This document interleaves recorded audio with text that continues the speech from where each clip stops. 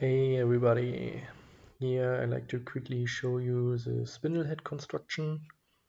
It's the green and the blue part, you see. So on the blue part there's the motor, on the green there's a spindle later. Here I received all my laser cutted parts. I sticked it quickly together to see if it fits. I saw a tube for the spindle, put it in the lathe to reduce the diameter in the front.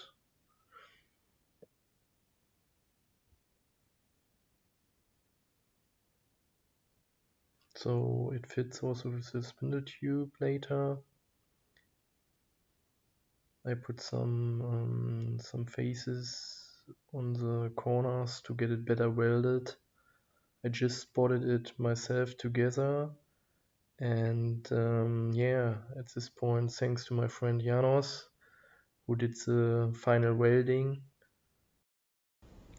After the welding, it was glued and sandblasted before it was coated.